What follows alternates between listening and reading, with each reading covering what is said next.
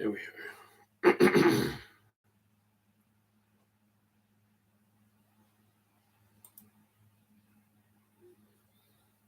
Okay. Oh, apparently our holy crikey. Throat apparently is not working well.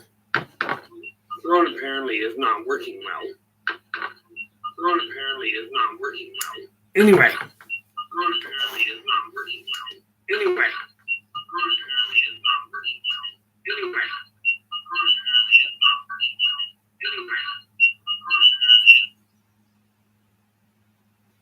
What an interesting way to start things.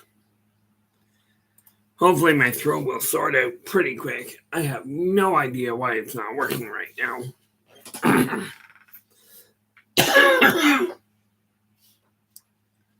It's a good thing you guys aren't here yet.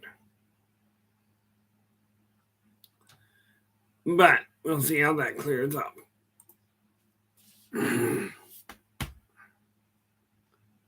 I do not know why my jumping Jiminy.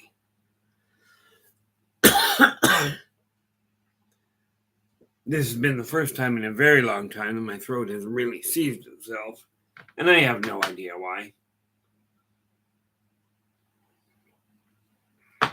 However, okay, that's working a little better. I think, anyway.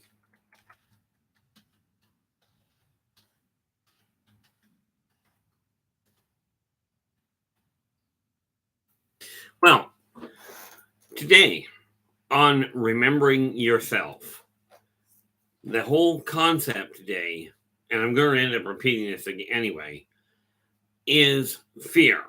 Okay, how it can affect and control your life, and how you can conquer it, at least the surface of it. Now, there are things that are not just, likelihood, are not just going to clear themselves up. But that being said, it really is time to deal with that. Now, I'm just going to walk over here and check one little detail, because nobody's here yet. That is not what I was looking at. I think this is. Nope. I'll be right back over there in half a second. I seem to have forgot to grab something. So I get for having an office with lots of things on the go. Okay, and apparently I've scrambled myself rather badly today. And that's okay. Well, it better be okay anyway.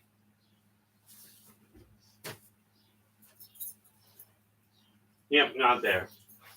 Had a whole list of different projects I was going to be walking around on. That I was going to be dealing with. And apparently that list has gone somewhat missing. So I will have to take a look at it again. But in the meantime, the biggest thing that I take a look at is this. This is what happens when I'm trying to get things done and I forget one little detail. Oh, what is that? Okay, I need that for the book. This is what ends up happening going live. Nobody said that I was going to be perfect at this. As a matter of fact, I declined that option right off the hop.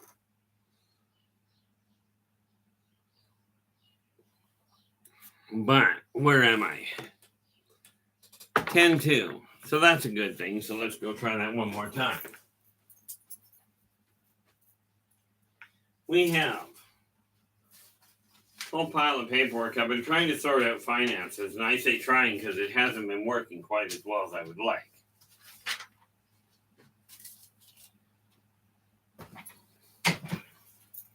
Okay, those ones don't work.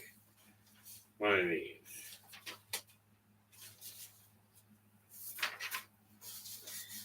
What I got here is a whole bunch of stuff I've been going through. And apparently the one sheet I really desired to have is not going to be there. So now I got to go through and come up with a whole new list of topics that I had sorted around. In any way, let's stay settled, shall we?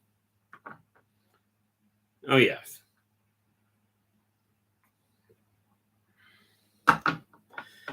It does seem to be an issue of I try and get something done. And I don't like the word try, but considering it's been ineffective, that's what it is try. Where are we here? Now I'm looking at another monitor here, which is why I'm sitting sideways to you for half a moment. Okay. I'm just answering something here for the people to read when you first get in.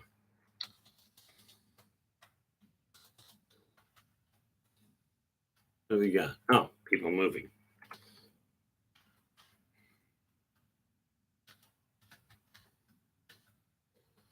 Here we go.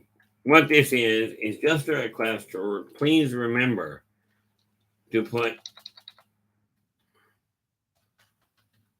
all questions on any topic in full caps, so I can find them more easily.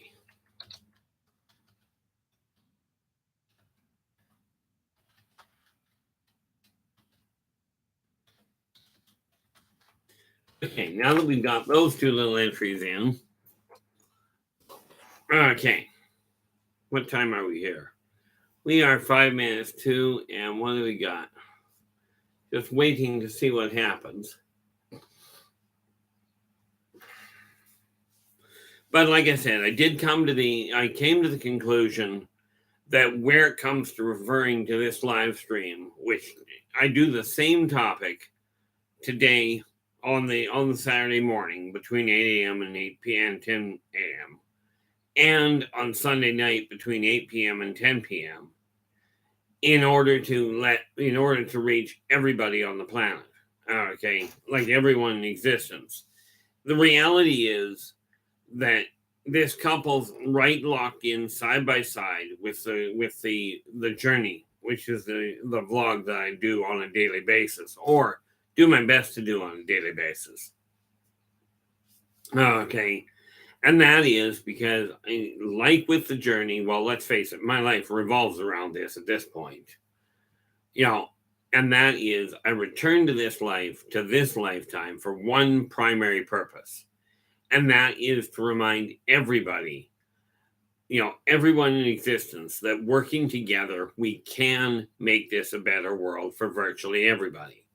Now, today on Remembering Yourself, the topic I decided to start with anyway is fear. Now, I've been working in the consulting field, in personal, business, UFO, alien interactions, metaphysical fields. Name the topic, I probably ended up consulting on in one fashion or another. If it's a topic I am not aware, that I do not feel comfortable with, I will simply tell you I don't feel comfortable with it, and I'll direct you off in a different direction to go and find the answers. Usually what ends up happening there, if it's a mental thing, more often than not, I will ponder it for a while. I'm not likely to go reading a whole pile. And this is where people run into the interesting snag. Okay, I keep getting asked by people, well, have you done any what research have you boy, that came out really badly. I've talked to a lot of people, and they constantly ask me, well, where's your research? Have you read this article? Have you read up on this person? The answer across the board is extremely little. Once in a blue moon, I will go and look at something.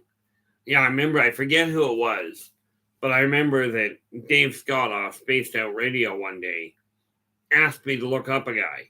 And it was one of the few times that I actually went and looked it up. Okay.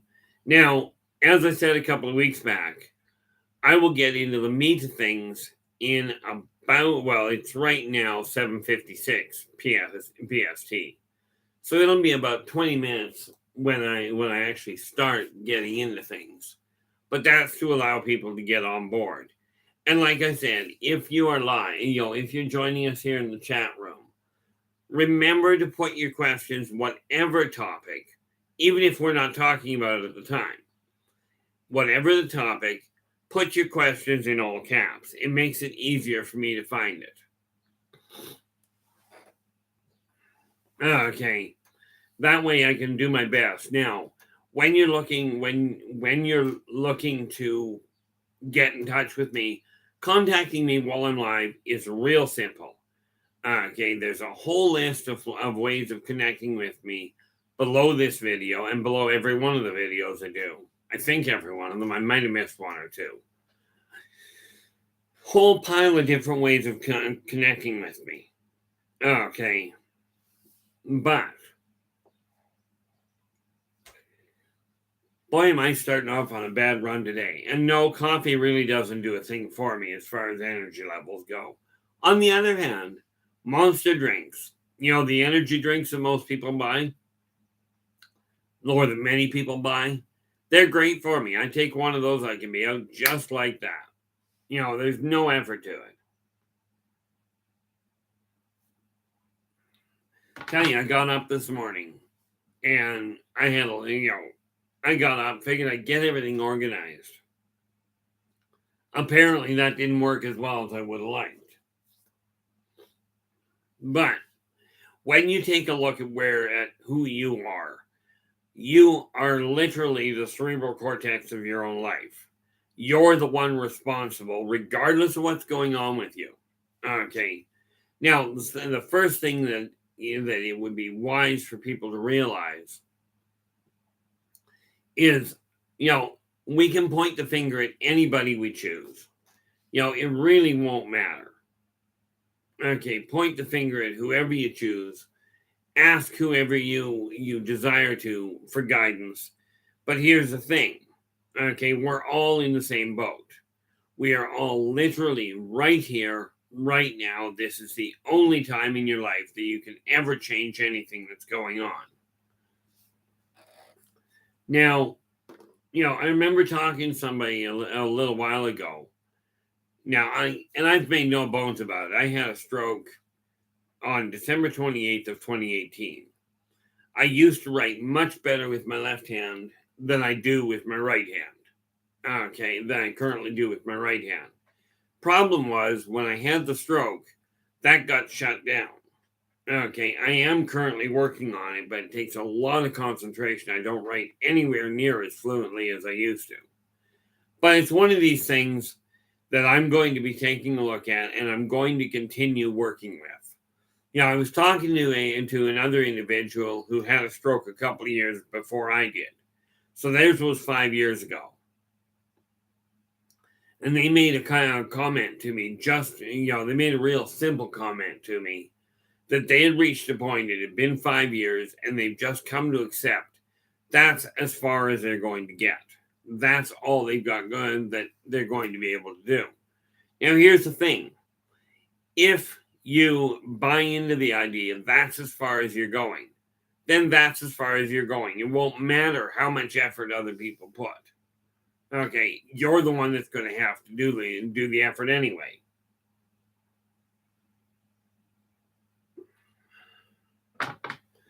Now, I am doing my best. I wondered, I've been on Spaced Out Radio on the first Friday of every month. Okay, for I think the last 6. I'm either in my 6th year or my 7th year, and I really should make a note of that and talk to Dave about it, see if he can remember. But I've been on there every month, and I always wondered how it was that Dave managed to keep track of everything going on. Why he was in the studio so far before he actually got started. Well, I finally figured that one out, and that was about a week and a half ago. Figured out why he was getting into the studio so early. Okay. And the reason for that was because, well, it takes a while to get all of this running, to get things synced up. Okay. And we are now at 8 o'clock, which is always nice. And the nice part here is this time I managed to get things organized whereby I could actually, I managed to get things organized whereby I could actually sit here and go, okay, it's up and running. I've got my YouTube channel open right here where it's live streaming, so I can watch when it's going. And there went the last of the notices. Okay. And I'm thinking, I should probably do that. So I'm going to jump off here. Well, I'm not going to go very far. But I figure, what the heck? I might just as well, get back on track here and just see if this works a little better. What the heck is that? I don't know. Anyway, the biggest thing that I'm looking at this point, okay, is how to actually, okay, well, we'll scratch that thought. It doesn't like that. So we won't do that. What I was trying to do was post the link to the live feed on Facebook. It wouldn't take it. Which is an interesting situation. Oh, there's no answer. I wonder if that's just... I don't think... I'm looking at it right now, and I'm going to post the live feed. Oh, there we are. Raven, how are you? Glad you can make it. And just a real... In case you hadn't noticed, Raven, you're first through the door. Okay, well, technically, I'm second through the door. We're just trying to figure out how to post the link on Facebook. Once put it over there, and the first thing comes up with is error not found. I have no idea why, so we're just not going to do that because I don't want to scramble things. Where are we here? There. Just getting my screen back up where it belongs. Now, when I started looking at doing this, I'm watching society itself take an extremely difficult turn. And I got my hand slapped once, so I'm being careful not to. But when I take, you take a look at the way the world is, and we have a very simple situation. Society is on a downhill spiral, but here's why. And this is why I don't blame anybody for it. If we go back over the centuries, every generation is taught by the generation before them. Now, the reality is that there are only two emotions to deal with. You either have love or you have fear. Okay, those are the two. They both lead to, and it is, we all have freedom of choice regardless of your background. We all have the freedom of choice and the free will to make that choice. Are you going to live in fear or are you going to live in love? Okay. Now, I will get to love on a different day, and I'm not referring to carnal love. I am referring to that heartfelt connection where following karmic law, and karmic law is easy. There's only 3 of them. But compare these 3 to all the laws and all the guidelines you live by. Okay. Those laws are simple. Be true to yourself first. If it doesn't feel right here, really question whether you should be doing it. But remember, you must do as you desire others to do unto you. And energy out, energy in. Now, if you choose to live your life by love, by accepting people as they are, okay, that is one venue to go down. That is, in my opinion, that's best path to go down. But here's the thing you got to keep in mind. It's a great concept to let people live their own life, to let them, they are individuals, let them be individuals. This is a great idea, but there comes a point where individuality can be a complication. Okay. Now, right now, and what I'm looking at today is literally the other path. The other path being fear. Okay. Now, mankind, well, in all fairness, virtually every corporeal entity I know of starts their life off in fear, even in nature. Animals are taught, listen for the danger. Go to, hide when you see something dangerous. If you don't recognize it, fear it. Well, humans took it to an all new high. Humans seem to live by this little philosophy. What you don't know, fear. That which you fear, strive to control. That which you cannot control, strive to destroy.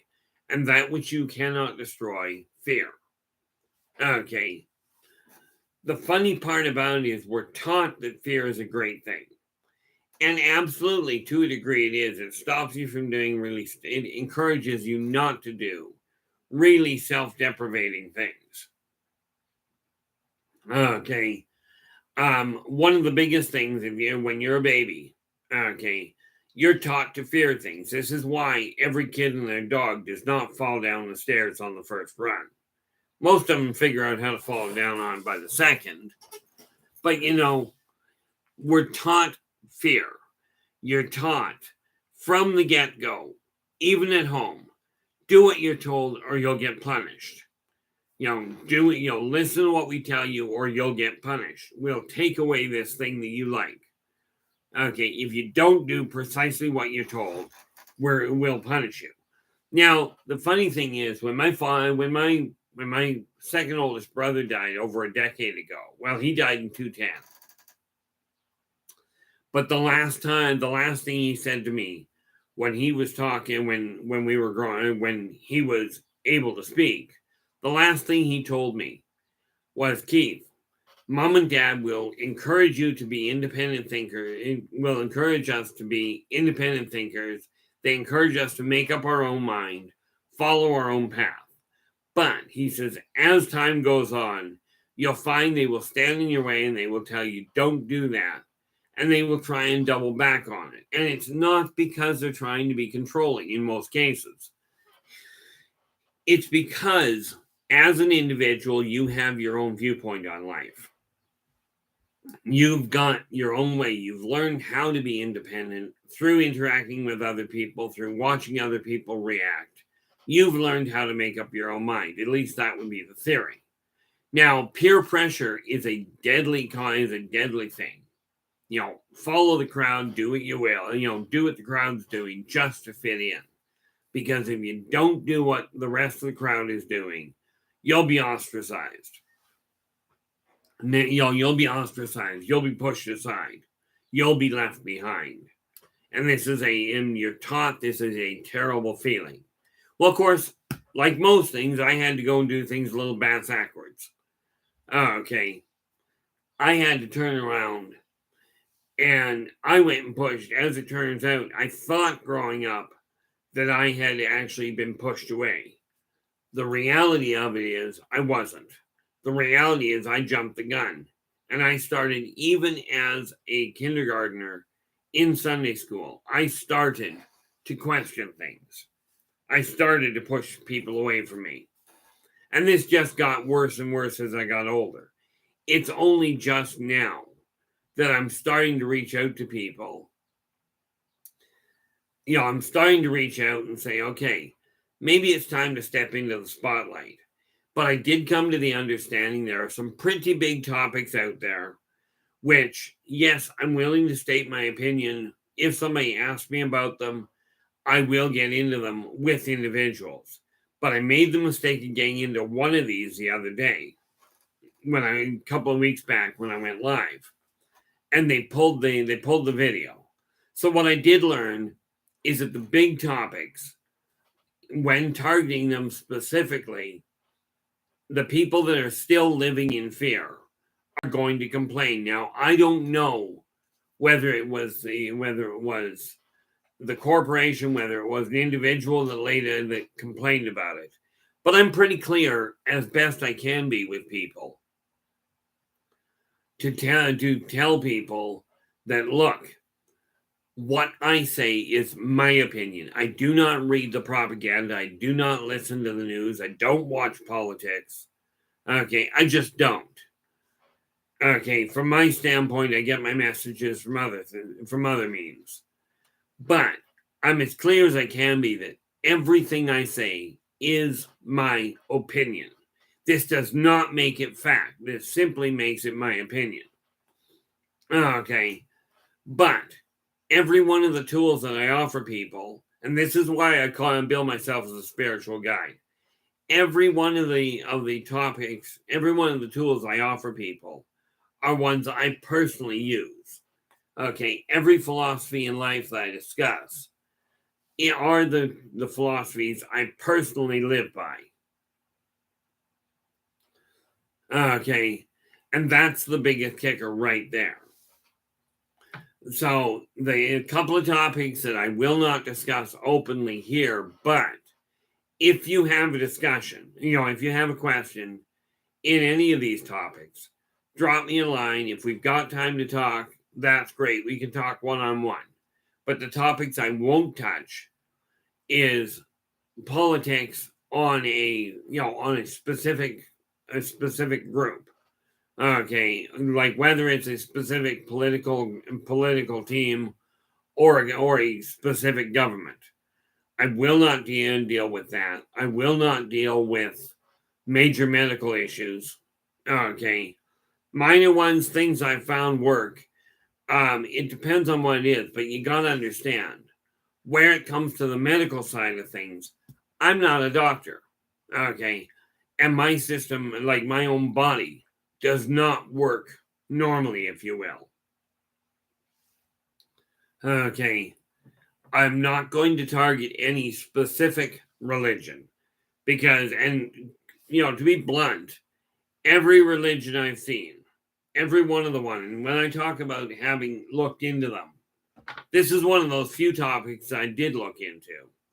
Okay, and you can check this information out on the net, some of it. Okay, but I have in my possession a copy of the King James Version of the Bible, the Jehovah's Witnesses Bible. I've got the Witches Bible. I've looked into the Cree religion, the Church of Satan, Protestant, Hinduism, Muslim, Buddhism. I've got books on all of these. So when I talk about looking into religion, I mean I have literally looked into it. But I'm not going to talk about any one specific and go, this one's better than the next. That is a better one. This one's a bad one. Here's the reason. When you start comparing them all, and do your own research. Every one of the ones I've looked at. Carl, welcome aboard. Hope your day has been going well. When you look into them, what I found is you compare the guidelines, and I've got a document where I've actually laid out 11. I've got a Word document where I took the time to lay out, I think it's 11 different religions and spiritual paths. I've looked into pagan religions. They all teach essentially the same thing. And much more importantly, and much more specifically, every one of the guidelines is listed in any one of these spiritual paths. They all fall into the three karmic laws. Okay, and compare them yourself to the one that you're following. This, by the way, includes things like AA, NA, and any of the support groups out there. You look at the guidelines, and they all, as far as I found, fit into these three. But that said, if you come across a law that doesn't, or a guideline that does not fit, please drop me a line and let me know, because I'm still looking for the ones that don't.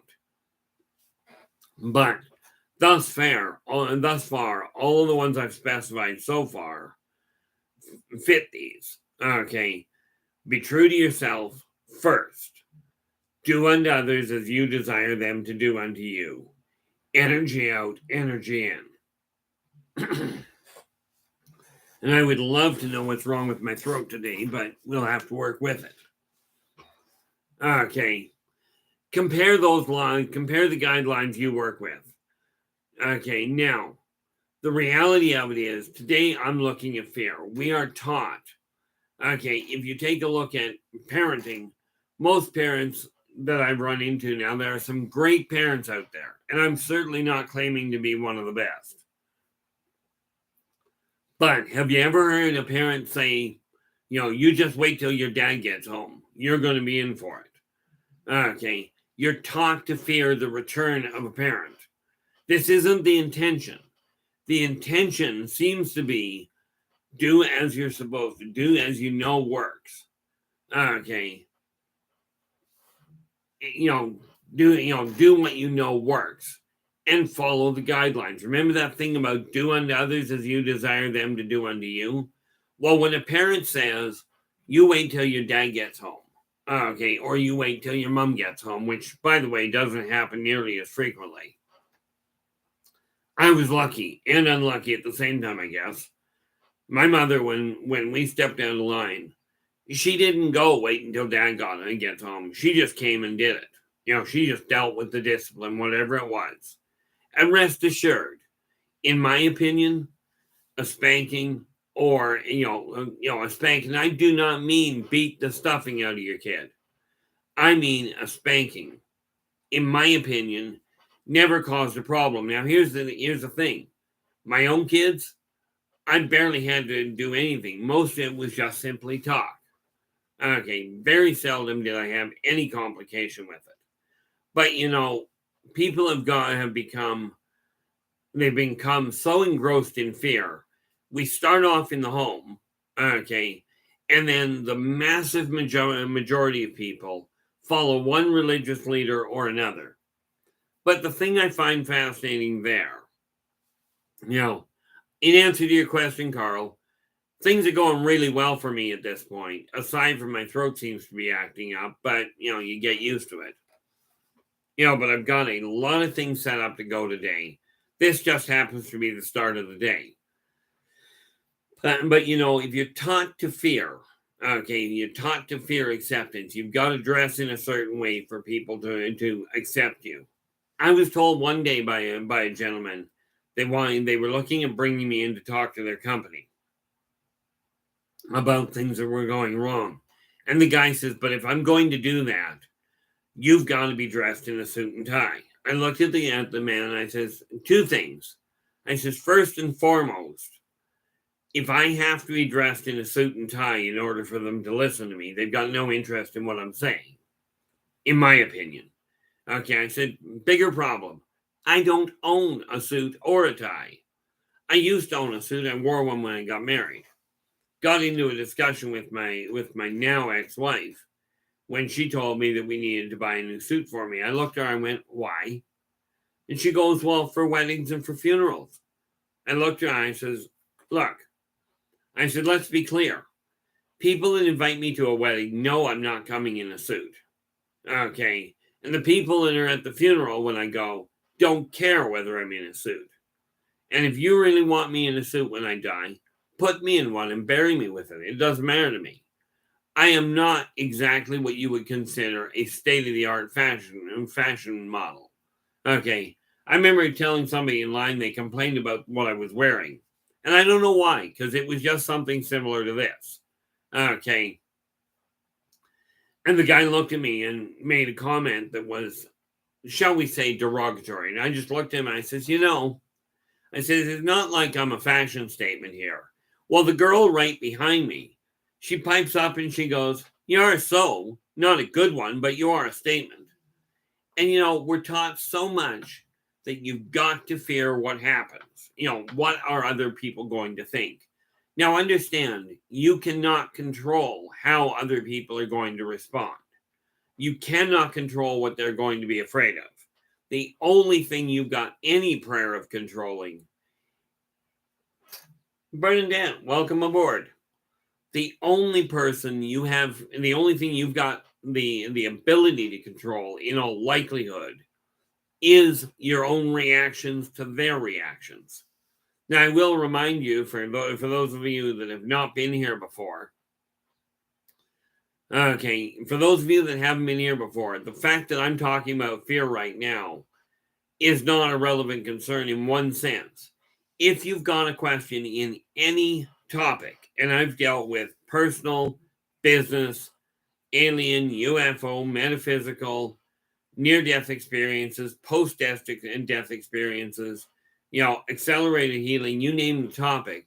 I even had somebody send me a picture one day with, it was a picture of a item they were building. They had apparently been channeled it, and they didn't know what it was. So they contacted me, and I took one look at it, told them what the thing was and how it fit together. Now, I am not a trained psychologist. I'm not a trained doctor. There's a lot of things I'm not trained at. In case you hadn't noticed, by the way, I stumble over my words, not trained at public speaking either. But after 59 years of putting my foot in my mouth, I figured out how to put my other foot in there with it on occasion.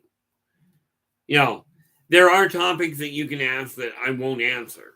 Okay, but I will tell you specifically, if those topics come up, I will be very clear and tell you specifically, not only am I not going to answer it, but here's why I won't answer it. Okay, so you won't be left sitting with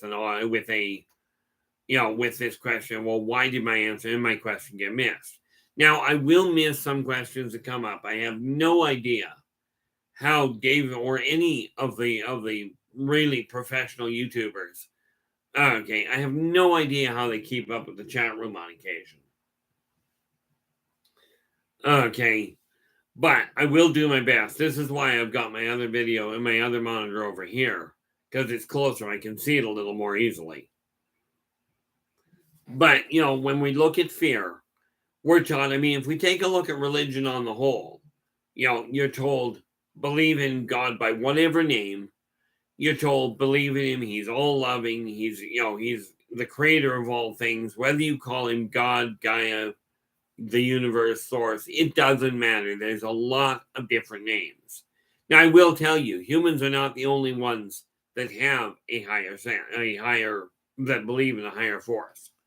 Okay, but we're taught, at least here on Earth, well, even there, so many races turn around and go, fear this God, this all-loving God, because he's vengeful, he's vindictive, you must worship him. And I'm telling you, he was here way before man was. Okay, or any of the other races.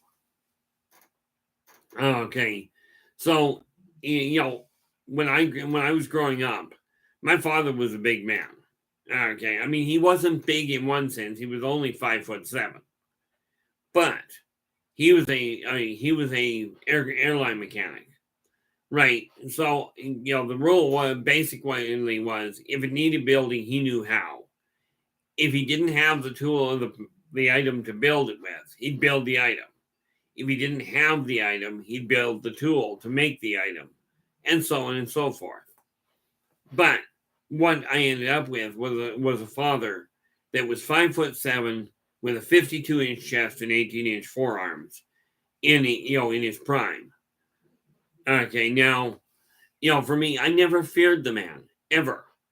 Okay, same as I don't fear any higher source. Matter of fact, I don't fear any lower source. And for those of you, for the people joining me, joining us that think that, a lot of what I say is completely off the nut. I went to 3 professional psychiatrists. Now, these are the guys that are trained to determine whether or not I know what I'm doing. To determine whether or not I've got all my ducks in a row, if I've got my marbles all in the right place. Call it what you will. All 3 of them have said the same thing. My mind is working fine. It's just different. Same as your mind is working fine. It's just different. Okay, every individual is unique in their own way. The trick is to come to the realization here that that's okay. And I'm sure if you've watched these videos before, if you've watched any of my other videos, you've seen this little sign. And it's kind of an important one in my eyes. Okay, that little sign there. Put that, put those words on. Number 1, anywhere in your office. Okay. Wherever you work on your finances, wherever you work on your day planning. Put them there where you can see it, because that's the key to really remembering yourself. Figure out what makes you content. Now, there's this misconception, and again, we're taught to fear this idea. You have to have a goal in life by the time you're 20 if you're going to be successful. If you're not organized by the time you're 20, you're likely to fail. Well, here's a glaring example where that's completely off track. I'm sure you've heard of this chap by the name of Colonel Sanders. For those of you that are a little younger, it's now referred to the company is KFC. Used to be called Kentucky Fried Chicken. Well, from my understanding, this man was 65 years old. He had retired from whatever his job was beforehand and decided to open his own chicken stand. The understanding I have is he had it open for a month. He had it for 4 months. And people would not do things exactly the way he desired them to be done. He had a very specific path in mind. And since they wouldn't do it the way he said, he closed the doors. And a month later, he opened the doors again. And I don't know what the first company was called. But he opened the doors a month later under the name of Kentucky Fried Chicken. Now, I never looked into it, so I'm presuming this means that he came out of Kentucky originally. But he opened the door again, and everybody did exactly what he desired. They did the cooking and the recipe precisely the way he was aiming. Net result, today he is a household name, as it were. Now, I'm only 59. Am I intending on becoming a household name? No, but I will show you what I am intending on. This funny little book. I've already got this one. This is The Birth of the Wolf Pack. The sequel, The End of an Epic, is already out, and I'm working on Return to Paradise. Now, I've already been approached by the company I'm doing, by Author House, who I'm getting to publish those novels.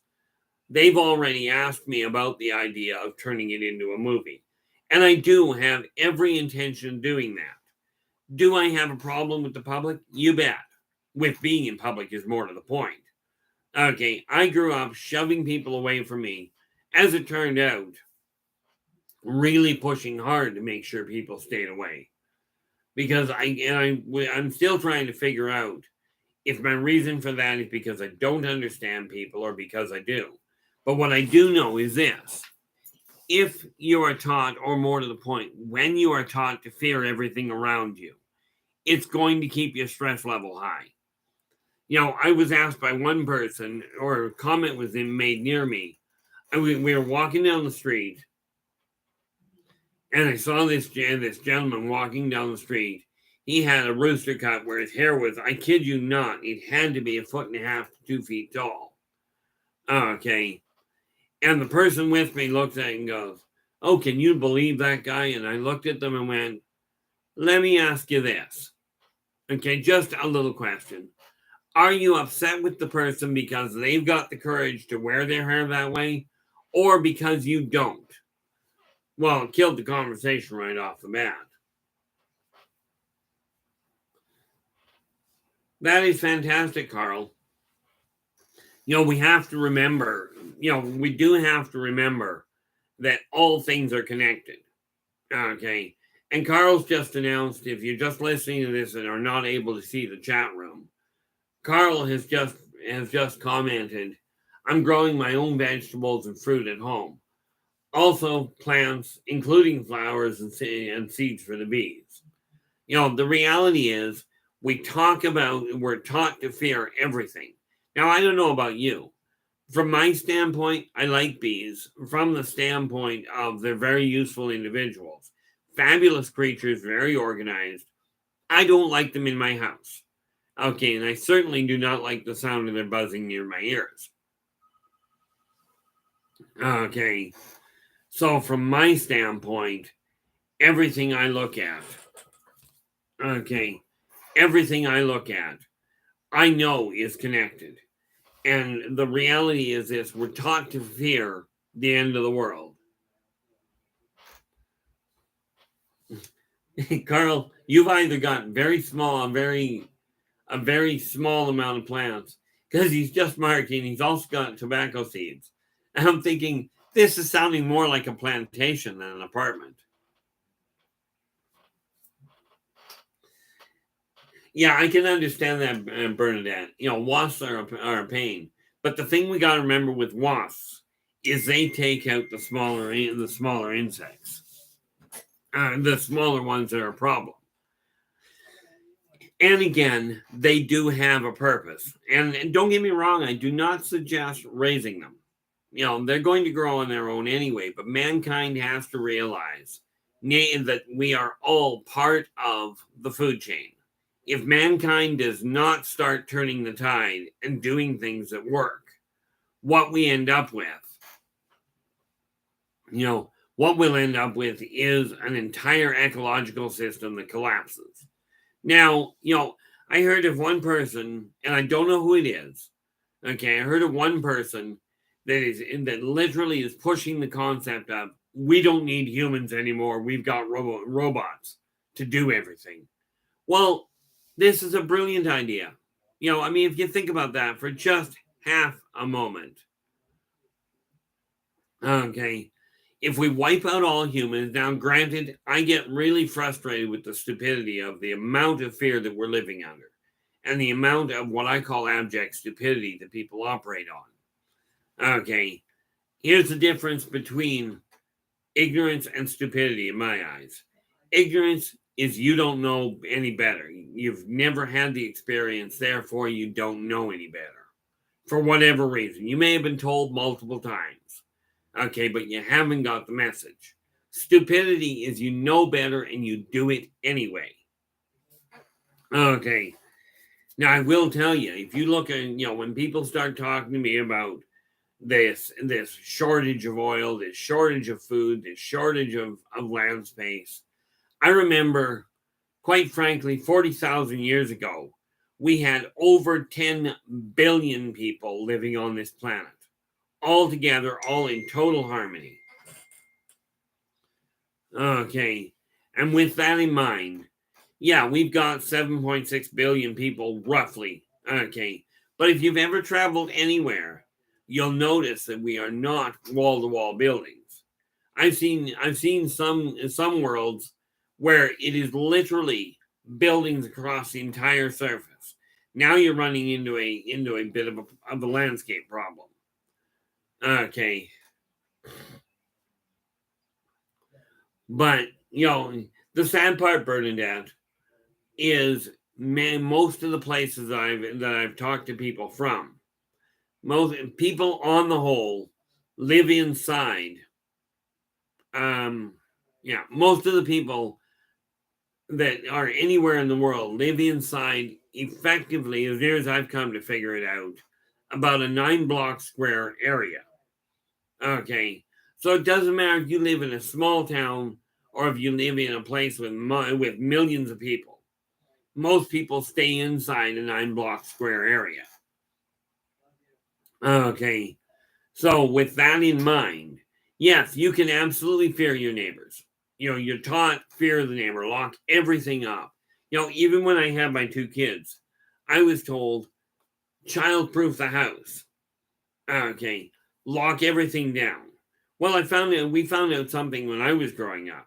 If you lock a door, okay, somebody's going to try and figure out what's behind it. If you teach the person not to open the door, even when they're tiny, if you teach the person not to open the door, okay, and explain to them why, okay, it solves a lot of problems. One of the things my dad did, and even my mom, right close to her death, made the comment, in between dad dying and her passing, my mom made a comment to me one day.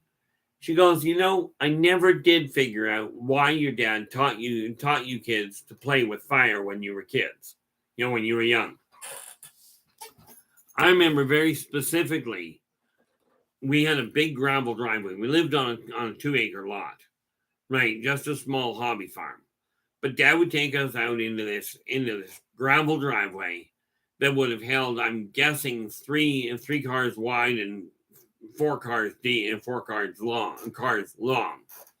He'd have all the cars out of the way, and we would play with fire on the gravel.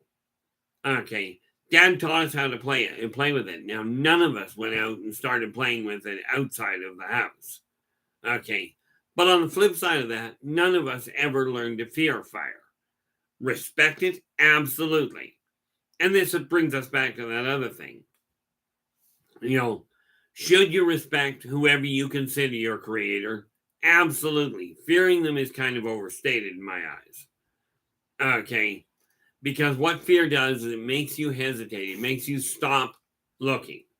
It kills the curiosity streak. Because if you're afraid of everything, you're not going to leave the house.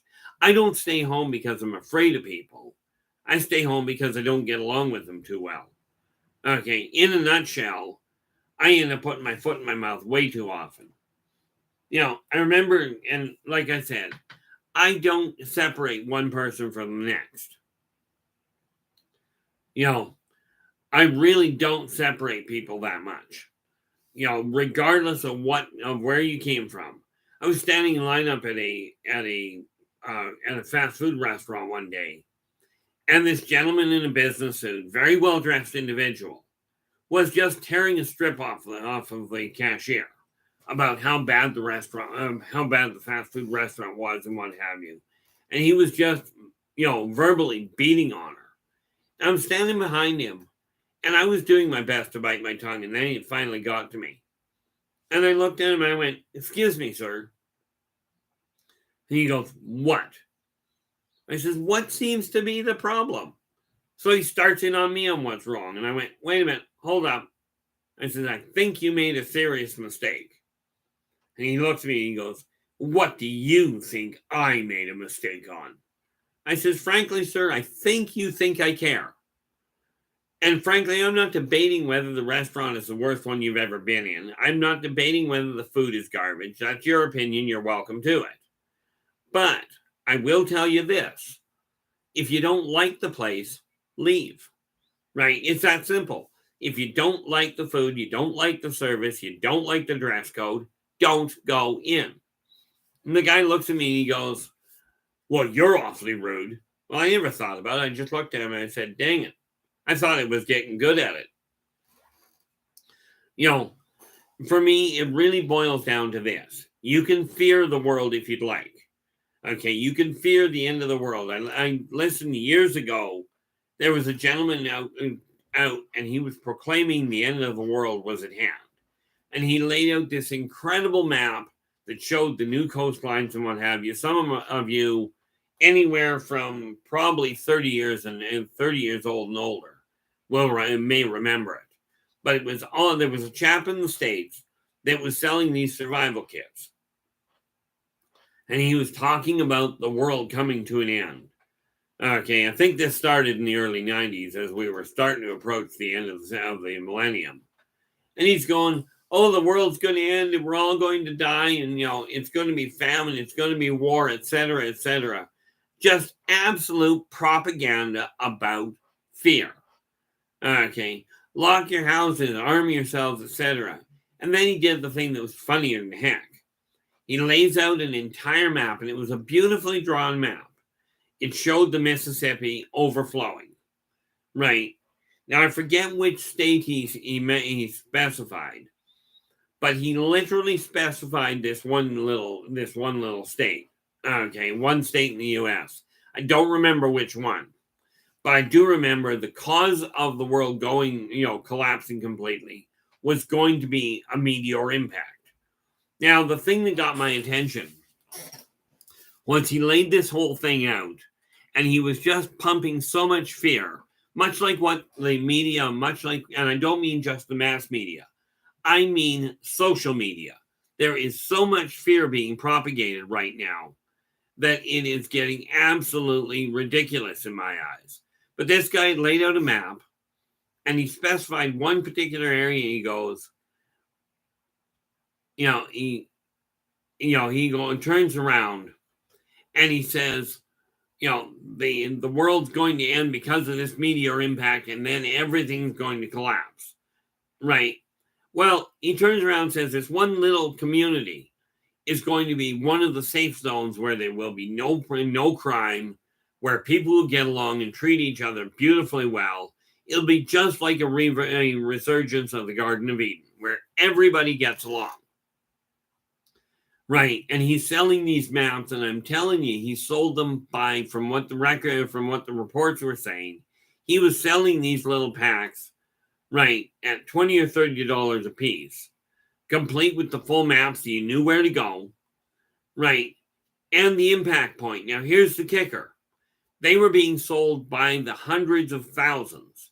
The guy was making a killing on them, but what never made sense to me is why anybody was buying them at all. Because the impact point of the meteor was predicted to be that one community that he had specified that would be quiet, that would be peaceful. But I will tell you, take any town, any city, and you drop a meteor on it, it's going to be pretty quiet. The crime level is going to be at an all-time low. You're going to be hard-pressed to find anybody arguing with anybody. So yeah, everybody will get along, at least if you can't hear the dead. And I'm thinking, why would you possibly turn around and buy this survival kit where there's that glaring of a problem? Okay. And this is precisely why I say we are taught to fear. Because when people panic, they don't think. Okay. And I mean, I'm guilty of the same thing. I used to run into problems. Well, I used to be terrified of horses. Now, this is one of those fears where it took me the longest time to figure out how to correct it. And in all fairness, I never did. Somebody else pointed it out for me. Okay. And the thing about it is this: if we stick with fear, oh my Lord, 30 years later and people are still buying these things? Now, remember that thing I mentioned right at the beginning? Well, some of you weren't here, so I'll put it to you this way. I believe in true ignorance, okay, as in for whatever reason you haven't figured it out, okay, and then there's stupidity. You know better and you do it anyway. Now, if this guy is still selling those maps, the only problem I have with it is take a look at the meteor impact point. Take a look. Don't take my word for it. I saw it 30 years ago and immediately discarded it. Of course, I took a look at my religious teachings. I grew up in the church. I'm not afraid to tell people, yes, I believe in God. I believe in Jesus, probably more than most people do. But I questioned it from day one. Okay. Because I was told you have to fear this man. You have to fear God. You have to worship him. Okay. And I got thinking at 6 years old, I'm going, why do I have to worship him? He doesn't require my worship. He built the planet. He built all of reality without me. He doesn't need my worship. My respect, certainly. But then I will quite readily respect everyone that joins the military to protect their people, their families, their communities, to protect their country. I absolutely respect them. They won't even let me join the military. Something about automatic weapons and epileptics. I don't know. I mean, there is a point where you have to wonder. But from my standpoint, do I respect the creator? Do I respect my parents? And do I respect other people as much as I can? But there comes a time, unfortunately in my case, and this is one of the reasons I don't go out very far, is because I'll sit there and somebody will say something. I remember being in a restaurant one day, and this single father was doing his best. And it was obvious he was trying not to create a problem. He was worried about what everybody else thought about him. This was blatantly obvious by the amount of work he was going through to try and keep his 6 or 7-year-old kid, trying to keep him under control and not make a scene, because he was obviously worried about what other people were going to think. Now, I will tell you, there are times, there are people that do things that are just really weird, even in my eyes. But this does not mean they should be disrespected. You don't base your respect on somebody based on what they look like. This is just a bad idea. Again, do unto others as you desire them to do unto you. If you don't desire to be judged for your clothing or for your appearance, I mean, people can look at my hair, and as you can see, my hair is not exactly, shall we say, the neatest in the world. Okay. Do I worry about it? No. The way I figure it, this is the way I am. Do I keep it combed for the most part? Certainly. I just don't get panicky about it. Okay. But I was in this restaurant, and this guy, he had about a 10-year-old daughter and this 6 or 7-year-old son. Well, both he and the daughter were telling the kid to please sit down and quit running around. But the kid was running all over the place. He wasn't screaming. He wasn't crying. He just wouldn't sit down. Okay. And I had my two boys with me, and they were sitting down, and I just excused them, told them I'd be back. I walked over to the father. And this is where people would say, I may say I'm very rude. Because I walked over to the father, and certainly not politically correct.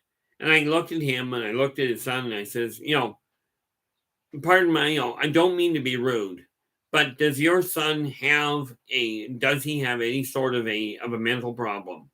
And, of any kind of medical complication? The guy goes, absolutely not. He's perfectly healthy. I says, great. I says, I'm really happy for you in that respect. I said, but I just had to ask. I verified it a couple of times, and he was very clear. The child was perfectly normal. He was just a 6 or 7-year-old kid. No hiccups. I turned to the 7-year-old, and I asked him the same question. He says, no, I'm perfectly fine. And that's where my mouth went into gear. My brain went on hold. And I looked at this kid, and I said, so you're perfectly healthy, you're mentally healthy, you understand that your mom that your dad and your sister are really working hard to try and keep you happy, right? Well, yeah. I said, so in spite of that, you're choosing to be a brat. You're choosing to make this visit to the restaurant miserable for your father and for your sister.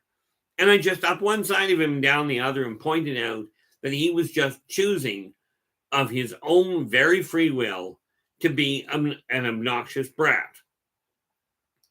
Right? Never even looked at the father or at the sister when I was talking to the kid. When I finished, I finally looked at the kid and at the daughter and thanked her very much for what she had done and for what she was trying to do with her father. Thanked the father for his efforts, and turned around, looked back at the kid, and told him flat out, you've got a choice. You can continue being a spoiled and continue being a brat by your own choice, or you can start respecting your father and your sister and choose to sit still and behave like you've been politely asked. And I went back and sat down. But as I went to leave, the father just looked at me and he mouthed the word, thank you. I went and sat down and carried on. The kid never moved again. Now, I could have sat back and ignored it and gotten frustrated with the whole situation because the kid was being obnoxious. But I found, unfortunately, or fortunately, you get to figure out whether this is a good thing or a bad thing. Right. But I just simply went, no, this is the way it is. I don't bother with the idea of worrying about whether or not people are going to be happy with me. Okay. If you ever end up meeting me, and I've had a number of people that have come to find me, I don't travel. Okay. I don't travel very often. Once all the restrictions on travel are relieved, aside from obviously a passport for travel, I'm still going to make sure I keep. I've still got an active one. Okay. But if you ever come up here, I'm actually located in Kelowna, BC. I will quite readily meet people for coffee. Okay, I don't bring many people to my house for obvious reasons. I'm reclusive. I prefer to keep it that way. But I have no problem meeting people in person or talking to them if you can figure out how to get a hold of me, which shouldn't be hard. Look at the bottom of this video. There's a whole list of ways of getting a hold of me. But you'll find I talk the same way, albeit I don't usually use my hands as much if I'm sitting down in a restaurant, but, you work with what you got.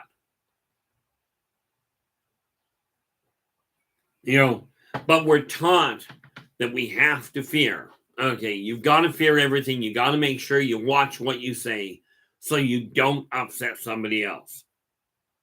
Well, I will tell you this. You cannot control how other people are going to react. At least I don't think you can. It does happen periodically. I've done it myself. You can influence people, you can encourage them to do things, but control is a whole different ballgame. The only thing you've got control over is whether or not, you know, is whether or not whether or not you react to their reactions. That's the only thing you've got any functional control over. You know, thank you very much, Raven. I do appreciate that. You know, the reality is you have to choose what works for you, but you also must follow the laws of the land in which you are. Meaning, it's not a question of fearing the outcome. It's a question of respecting the request. If you desire people to respect your home or your business, it only stands to reason you should respect theirs. Okay. Now, I mean, I'm looking at a lot of this. You know, that's excellent, Bernadette. You know, I mean, I'm a firm believer. Like, my dad was very much a hands off for the most part. But there was a situation years ago where it came to corporal punishment, where it came to spanking. Okay. And the Supreme Court of Canada came to the conclusion that hitting a child once on the backside with their pants up with an open hand, and I'm paraphrasing because I didn't watch the case. Okay. But smacking a kid once was acceptable. It wasn't called beating, it was called discipline. And as my mom told one parent, even back when I was a kid, okay, I'd have been 7 years, maybe 8 years old.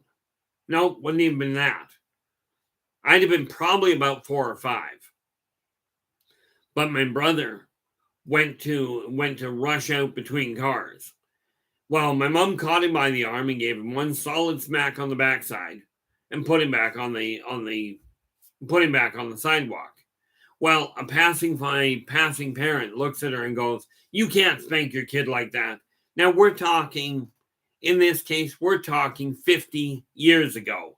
This same argument was going on. And my mom turned around and goes, "You know, my son will remember that swat on the backside a lot longer than he'll remember being run over by the car." You know, and this is what people have to realize. Yes, there is such a thing as being politically correct, in as much as I really strongly encourage you, do not use offensive language if you can avoid it.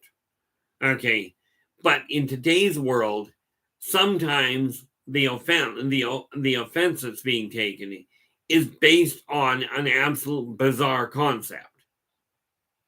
Okay, like walking in and swearing at somebody. You know, today it's a normal thing in a lot of cases, but I do my best not to swear when I'm talking to people because I know it upsets a lot of people, especially people my age or older. You know, swearing has never gone, that's not true. Swearing on the whole does not get you and does not get you a promotion. It doesn't make you for a better impact on the social world. Okay, except one restaurant I heard somewhere down in the middle states. Okay, don't even know where. But I heard of a restaurant where they literally bill themselves as the rudest restaurant in existence. And the waiters and waitresses are taught to be rude they're taught to be rude to the customers. Now, I personally wouldn't go into a restaurant like that. You know.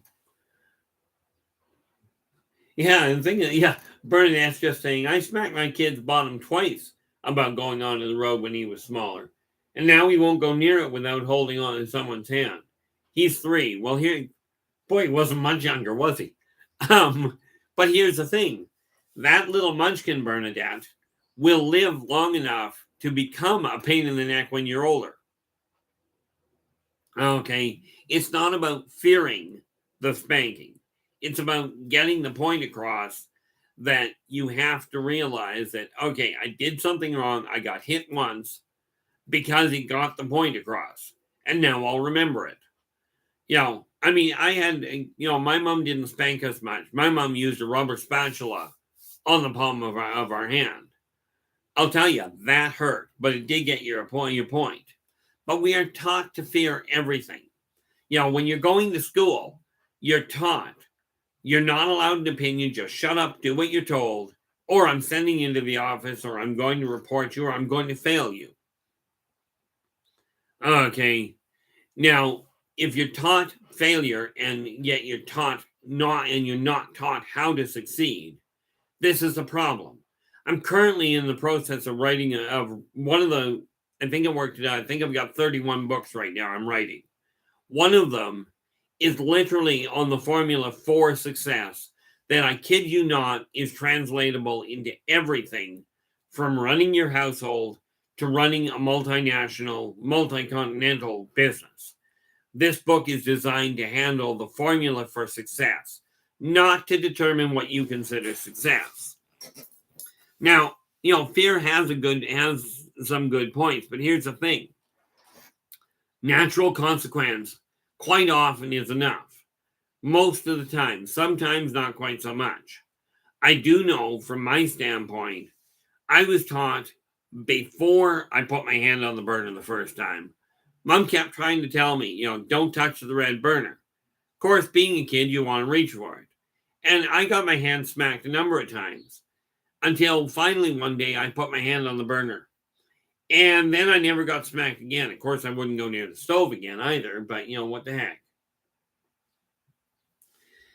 Carl, I do agree with you. There's only one problem. Carl's just saying, I believe best to be homeschooled. And there is one thing that homeschooling will never teach. Okay, I mean, right now, I've got a problem with a lot of things, but the one thing that homeschooling does not teach is it does not teach the kid how to deal with people that he doesn't like. Okay, because when you're homeschooling, yes, there are all kinds of social programs where you can take them out. Okay, where you can take them out to different interactions, and I could go, and that's a whole different ballgame. But there is something to be said for an actual institution. Okay, there's a lot to be said against it. And I'm hearing reports coming out of schools now where I've already told the parent and the teachers, like, the reason I quit putting my youngest through school was because they were passing him without educating him on anything. And a lot of the modern day schools just shove the kids through, and they're taught you've got to do what you're told or you will fail. Well, I remember when my eldest was in elementary school and the principal came to me. We got talking and the principal literally told me, she goes, there are no poor students. There are only poor teachers. Okay. And this is the reality behind it. There are misbehaved kids, absolutely, because no matter how much you try, kids still have the freedom and the free choice to do what they will. Okay. There have to be rules in place to deal with things. But we are taught to fear everything. Like, I love this whole idea of the organic food. Okay. We're taught, they're trying to teach us that organic food is the only way to be safe, to keep you healthy. Well, in case you hadn't noticed, I look at a couple of things. First and foremost, if it's digestible by you, it's organic. Okay. There are a few people that can digest things that aren't exactly organic, or at least not in traditional sense. But the two things I look at with the organic food is this. If your body can digest it, okay, then frankly, it's organic. Besides that, and I realize what I've been told, and you figure it out for yourself. What I've been told is that organic simply means they don't put the toxins, they don't put the pesticides directly onto the plant. But we are also taught about, at least you may have been, I did, I took a course in meteorology. Not bad for somebody diagnosed mentally retarded. But what they forget is, yeah, your farm may be organic. You may use no pesticides at all, but the next farm over maybe. And I'll guarantee, if they're putting pesticides on theirs, wind current will bring it to you. Okay, we'll bring it to your farm. Now, granted, if you're not spraying toxins on it right off the bat, it is a little healthier. There's no question. But saying it's organic that uses no pesticide, to me, is just flat out overstated. It uses less, absolutely. But I think it was 1986, and somebody out there probably remembers it better than I do, especially as far as date goes. But Mount St. Helens blew up. Took the top quarter off it, from what I gather. But when it blew up, okay, I'm living up here in Kelowna. Okay, in the middle of the Okanagan Valley in Kelowna, BC, in Canada.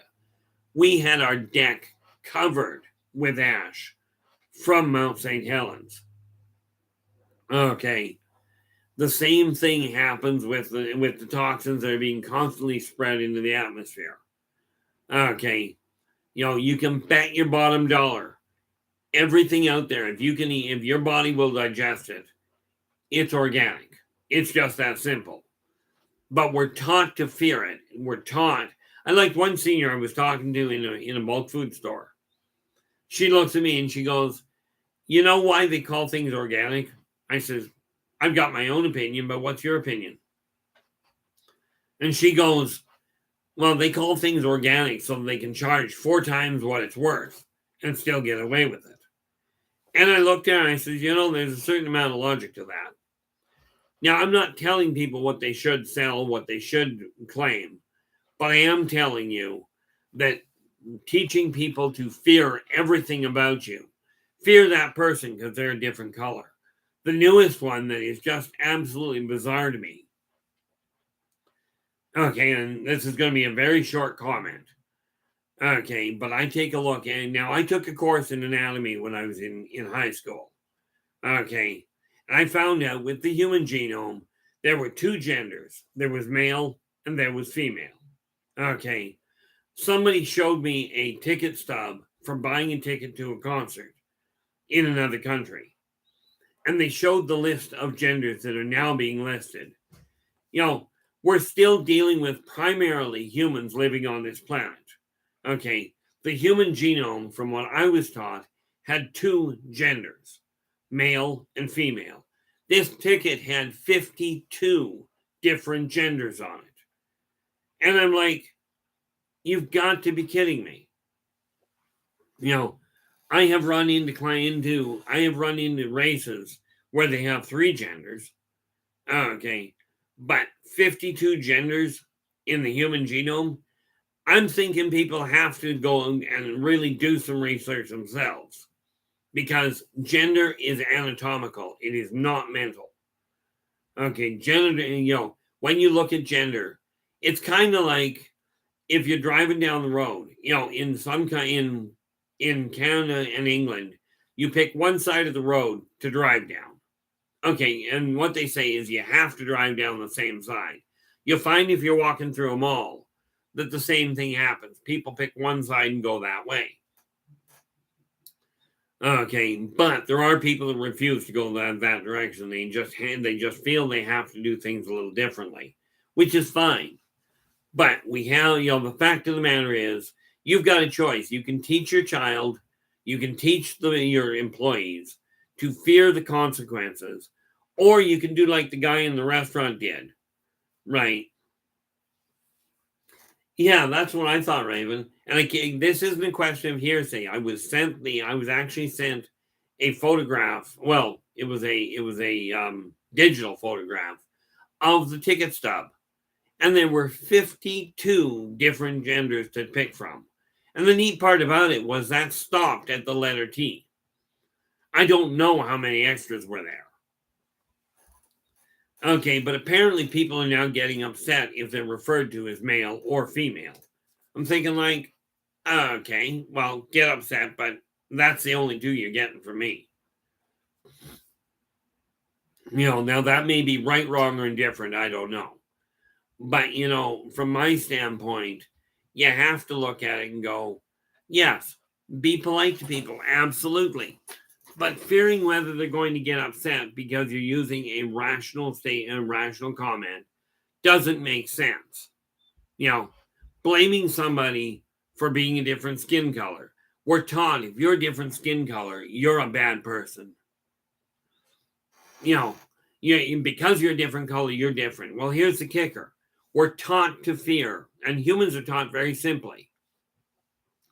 Fear that which you do not understand. That which you fear, strive to control. And that which you cannot control, fear. Well, get this. You're taught all this, and then the educational situation is that people are not even taught how to think. They're taught what to think. They're taught bite your tongue. You've heard the comment, kids are best seen and not heard. Okay, I was raised, when I was growing up, I was told, do not talk about your finances with your kid. Okay, it's too much stress for them. So here's a cute thought, and I see this happen all the time. And frankly, because of it, and no, I don't blame my parents, they were taught the same way. Okay. Yeah. Carl's just making a comment here. Durrington, the days I was a patient with mental health issues being injections. One evening, I opened my eyes one night and I saw the face of a gray alien, the shape I remember, like an almond. Glad you could join us, Bernadette. I will be back again tomorrow from 8 p.m. to 10 p.m. with the same topic, just in case you get the chance to come back and join us. Yeah, it's sometimes, Carl, and I mean I've had conversations with grays. The funny thing is, even the off-worlders are taught to fear. This is why I tell people humans are not that different. Yes, the off-worlders have better toys, but then there are humans that have better toys than other humans on the planet. But we're taught to fear everything. Okay. I was told, don't teach your kids about the finances. So here's what happened. I was never brought in and mom and dad tried talking to me about finances, but I didn't have a practical experience for it because, like they were taught, I was kept out of it for the most part until I was much older. So here's an idea. Don't teach your kids about finances. Okay. Let them get out on their own. Let them figure out how to do it on their own and see how much fun they have. You remember the struggles you had with finances? If you've got kids, I strongly encourage you to sit down with them with your actual books, with the actual finances you're going through, and go, here's what we're dealing with. This is what we've got to work with. It will cut down on the stress of the kid going, but I want this. Well, we can't afford it, but I want this. I got my eldest was trained by the time, because I was talking to him the way I was, by the time he was 4, we walked into a store one day and he looks at me and he goes, Dad, when we have enough money, can we buy a TV like that? And he was pointing at a 55-inch TV. Well, at the time, I was one paycheck away from living on the street. And I looked at my munchkin and I went, absolutely, when we can afford it, we'll deal with it. Well, here's the thing. There was another adult there, and he tore a strip off me. He looks at me and goes, you can't talk to your kid like that. I says, what did I say wrong? He goes, you can't let him have dreams like that. I said, why not? He did qualify that when we can afford it, could we get one? I don't personally see a problem with giving the kid that option to look at. Okay. But we're taught to worry about whether or not it's going to embarrass somebody else or upset somebody. Okay. I remember seeing a kid hit the floor one day in a full temper. Right. And, the parent stood there and looked at him. Another parent turns around and says, you can't leave him scream like that. And the parent involved goes, sure I can. Right. And let the kid scream. He checked at and looked at the munchkin and goes, You done? The kid kept screaming. Now understand, there was nothing wrong with the child, only that they hadn't got their way. They wanted something and they were told no. So they decided to throw a temper. Now, many parents, what they'll do is they'll give in. This parent just looked at him at the kid and went, "You done?" Well, the kid kept screaming. So the individual occupied himself, stayed right there where the kid was, right? I was working drive-through one day and another parent come in and asked the kid, you know, do you want an ice cream cone or do you want a Revel? Right, it was a Dairy Queen. And the kid goes, "I want a fudge nut bar." He was asked 3 times, right? And the kid said, I want a fudge nut bar." Well, the father got to the window and got a cone and a Revel. The cone he handed to the munchkin in back that had asked for it. The Revel he kept for himself. And the older one goes, I want a Revel." The father says, "Too late," and drove off. Now, what happened afterwards, I don't know. Okay. But from my standpoint, when you're taught to fear when you're taught to fear lack, this is why people end up becoming hoarders. This is why, or not hoarders, but why they become pack rats. I used to be a phenomenal pack rat. Okay. But we are taught that you have to fear what's going on. Fear all of it. Well, I'll tell you, humans back before humans got into civilization, they feared the sun. They feared the dark. They feared loud noises. Hence where the thunder god came from. Of course, that's a whole other topic. But like I said, we are taught to fear virtually everything. Okay. Including you're taught to fear people being nice. Somebody offers to open the door and people back away from it now. It's like, oh no, I can get it myself. Why? We go back to a time when, people talk about the Old West being a real bad time. People were carrying guns around. Guns have never caused a problem. Okay, as I told one gentleman years ago, people are taught to fear guns. Well, I'll tell you, take the biggest gun you've ever heard of and the smallest one. Load them. No, don't. Okay, but what I told this guy was an avid gun collector. Okay, and I says, look, if you've got your guns laying on the counter and nobody's near them, have you ever even heard remote indication of a gun on its own getting up and shooting somebody? Have you ever heard of a car without anybody touching it? It's been off all night. Have you ever heard of a car, except for the movie The Car and the movie Christine? Have you ever heard of a car starting itself up and driving through a mall? Okay, the tools are not the problem. It's the problem that we are taught fear. We are taught instant gratification. You watch videos today, and people do not have the focus to play the video games. They get so wound up in all the flashing lights and what have you. Okay, now for those of you that are my age, okay, I'm 59. Okay, I'm sure when you were younger, you used to hang around the arcades. You remember a game called Miss Pac-Man? You got 3 lives to start.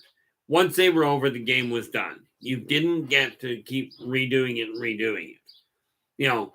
In school, if you didn't do the marks, if you didn't get the marks, you failed the grade, you were held back until you could get it.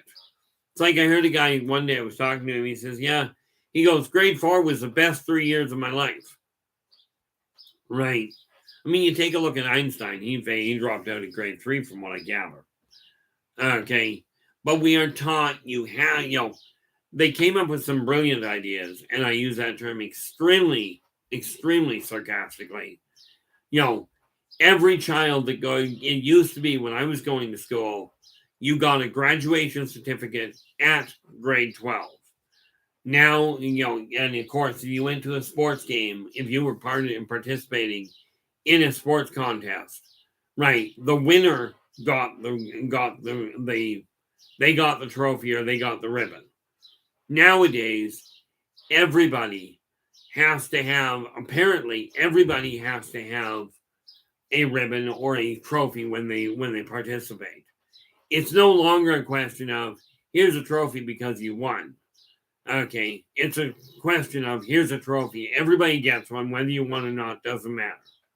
You know, when I was growing up, I was taught, you go to a birthday party, you take a present to the birthday party if you can afford it.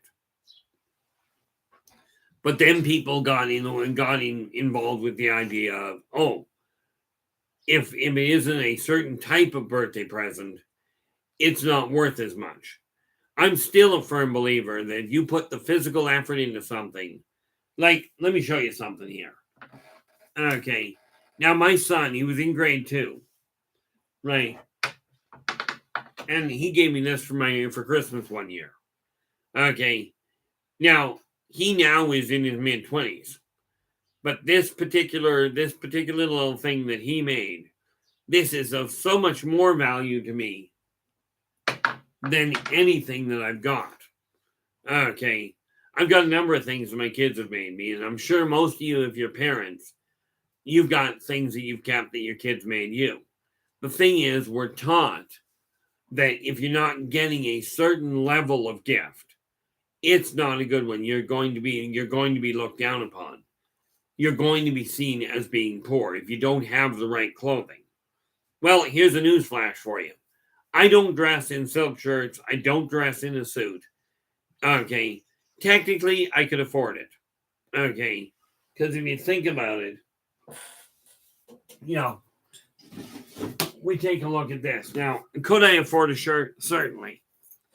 See this funny little box? Let me show you something here. I could worry about whether or not I spent money on my clothing or spent money to get this whole place tidied up and what have you. What do? Right in this little bin here. Okay. I've got 1, 2, 3. I've got 4. I've got 80, almost $100 that I spent on these little things. Now I paint these. Okay. I could have used that same money to buy myself a few shirts. Okay. Quite frankly, the t-shirt I'm wearing right now is the first shirt I've bought in a very long time. Okay. But, we're taught that what you own, the material stuff that you buy, the material stuff you have, if you don't have the right size, you're not going to be accepted. Okay. Now, I will one day end up with a bank account in excess of $100,000 again. Now, you notice I didn't say $1 million. Okay. And the reason for that is this.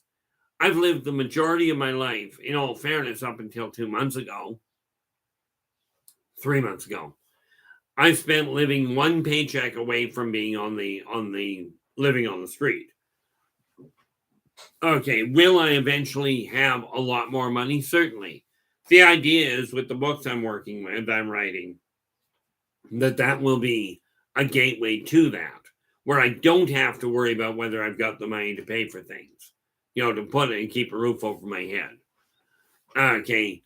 But am I going to ever consider going, I'm going to get dressed up so people will accept me? Not a prayer. The odds of my going to a black tie event, it's not. I might eventually get invited to one. I don't know. But am I overly concerned with bringing my appearance up to meet somebody else's standards? No. Okay, we are taught that you have to fear everything. Okay, you take a look at it. Whatever industry you're in, you're taught if you don't do it, you get disciplined. Okay, you're not taught, you did that really well, and given accolades. Okay, I walked into a restaurant in Vancouver, into a McDonald's actually, and the place was running like a charm. And the thing about it was the staff responded to the manager, because of the manager's ability to handle the situation. And I keep telling people, you minimize the negative, you maximize the positive. Well, what this particular manager did that I watched, somebody had done something, I don't know what they did wrong, but he called the person to the back. Right. He called them, he dealt with the customer first. They called them in, the staff member, to the back of the restaurant, back into the office, was there for 2, maybe 3 minutes. And that was it. And then the kid come out. They had a functional smile on their face. They were back doing their job properly. Okay. I looked at the manager and I went, I gotta say that is the best way I've ever seen anybody deal with this. Right. I said, I've been in a lot of restaurants. I told him I was from Kelowna. And this McDonald's that I was in down in Vancouver, in one of the boroughs, I don't know which one. Okay. I said, you guys are head and shoulders above the one in Kelowna. Now, yes, I compared it. And bear in mind, this is like 20 years ago now. But the manager immediately turns around, he called across the whole restaurant because he had staff all over the place. And he calls across the whole restaurant. He goes, hey guys, well done. We outranked and we're doing better than Kelowna. Keep it up, guys. I couldn't have done this without you. It's that kind of behavior. If you've got staff, it's that kind of behavior that will make your staff a lot more relaxed, a lot more willing to do things. Okay. But if you focus on the reward, on the positive side of doing things right. Okay. Now this does not mean give them a reward for everything they do. For instance, if you're trying to get your kid you've got one of two ways. Your kid refuses to make their bed. You've got one of two ways of doing it. You can spank the daylights out of the kid and throw them back in the room and go, you're in the room until you make your bed, where they're going to fear what's going on. Or you can look at them, send them back into the room, they get the bed done, you thank them very much, you say, well done, glad you got it done, right? And you carry on. You don't have to give them any more than a pat on the back at that point.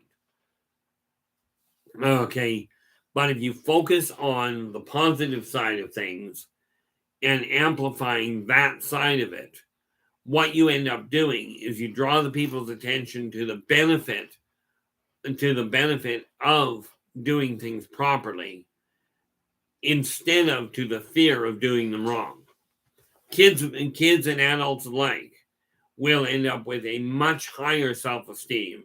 They will end up with a much higher drive to succeed if you teach them how to focus on the love, on the joy of doing things as compared to the fear of not doing them.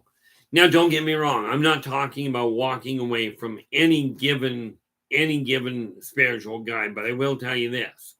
If you're following a spiritual guide of any form that is telling you, fear everybody, fear everything, you must do this or you will be punished, you may be walking down a complicated road.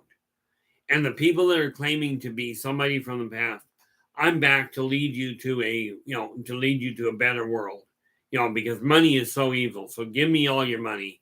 And I've got guns to protect you inside of a fenced-in compound.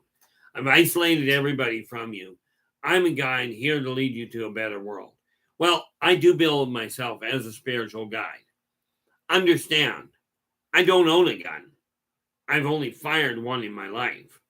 Okay. Am I going to accept money when people give it to me? You bet. Of course, I'm not stupid. Okay, I just don't put a lot of value on it. I'm much happier with the idea of people learning to handle finances properly. Finances are simply another form of barter. But I don't know about you, but from my experience, it's easier to move a $10 bill or a digital copy of that $10 bill than it is to move a cow. Okay. It's just a simple issue of a barter system that's agreed upon. Okay. Many of the off-world races and many of the ancient races don't actually have money, as it were. What they've got is man-hour equivalents. In other words, you do an hour's work, regardless of who you are, regardless of your social standing. You do an hour's work, you get paid an hour's worth of goods. That's how they deal with it. That's why they don't have money, is they don't require it. Mankind still has the money thing. And that's okay. It's just we're taught to fear the lack of it. You don't have, and granted, if you don't have money, you're going to have a hard time buying a lot of things, not the least of which is food. Okay. But remember, this is a question of, it's not a question of fearing what goes on. It's a question of recognizing consequence. For instance, we take a look at the litter, okay, at the litter around the world. And you take a look at the amount of waste that is being thrown out. Now, there are people that complain, and I've heard city workers that have actually complained that somebody else was cleaning up the place. Well, here's the thing. Somebody's got to do it, and let's face it, if one person drops a candy wrapper on the ground, it's a candy wrapper. It doesn't really make it amount to much. But when 100,000 people drop a candy wrapper on the ground, it gets pretty messy pretty quick. Okay. And, we have this issue. Yeah, there are people that go, well, I shouldn't have to work because I worked hard all my life. Well, probably should have. Probably did work hard all your life. But the reality is that if you're working, it's actually from a social stand, from your own personal perception, it actually feels better. And don't take my word for it. Really honestly look at yourself and go, do you feel better about you if you do your own work? Or do you feel better about you if you get somebody else to? Now, of course, there are those that say, hey, I got somebody else to do it and to do my work. That's great for me. But we're taught to fear what's going on. Okay. Now, I agree. There are times when fear is handy. But we have to realize that it boils down to a question of working together. We can make this a better world. But it requires focusing on the positive side of the differences. Picture what would happen if we all looked identical, if we were all behaving the same way. You're taught you have to fall in line right from the get-go. You go to school, okay, and the first thing they teach you is how to stand in line. You get out of school, they teach you how to stand in line. You go to the military, they teach you exactly how to stand in line. But here's the kicker to it. We're taught that clothes make the person. You've got to dress up. Fear the fact if you're not dressing to that standard, you're less of a person. And the saying goes, the one I heard anyway, goes, clothing makes the person. Well, if you think about the logic behind that, if clothing made the person, then you go to any of the private schools that you require a uniform. Go to any job that requires a uniform. Okay. If the clothes made the person, those jobs and those environments would produce people that all thought and behaved exactly the same way. Okay. Now we can safely say that is not the case. Okay. Now this does not mean that people should have the right, that you should have the right to dress any way you please. I mean, there are certain limitations. But the thing that goes hand in hand with that is blaming somebody else for the way they dress on the way another person behaves is just categorically wrong. Okay. People should have, within reason, within the societal guidelines, they should have the right to dress as they feel, because your dress code is your sense of self-expression. If you're taught to fear people's reactions to your dress code, okay, assuming it fits inside the level of the community, okay, of the community dress code, okay. There was a song I saw, I forget the name of it, but the song revolves around that kind of concept where everybody was dressed in white. I saw this on YouTube. I have no idea who the artist was. Actually, I think the artist was Kelly Clarkson. I just don't remember the name of the song. But the song revolved around people all being dressed in white, all the furniture, all the walls being white. Color was outlawed, and I don't mean skin color. I mean clothing color. Okay. And if you picture a world like that, where everything is the same color, where everybody behaves the exact same way, what you end up with is you end up with a world, with a civilization that quite frankly stagnates. And I've seen this happen. I've seen it actually lead to societal collapse, quite frankly. A buddy of mine made the comment one day, it was the first time I ever heard it put this way: dead fish don't swim upstream. Okay, you've heard the other one about the squeaky wheel gets the grease. Well, the thing is this.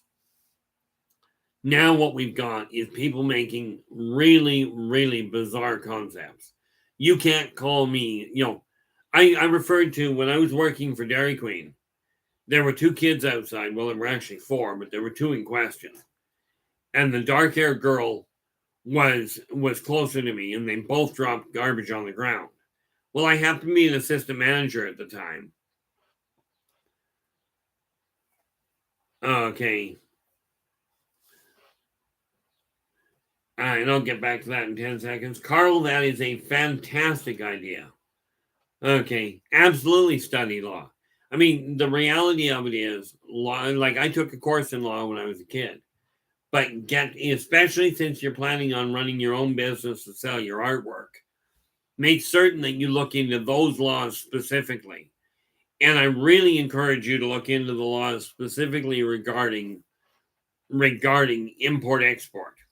They will, as in artwork import export. Very important that you understand it before you, as much as you can, in order to make the most of it. Okay. But absolutely, you've got that goal. Do not let it stop you. The books that I sent you there, okay, the Birth of the Wolf Pack, that was the first book that I started writing way back when I was in grade 10, when I was 15 years old. Okay, it may take a while to get there, but do not give up on your goals.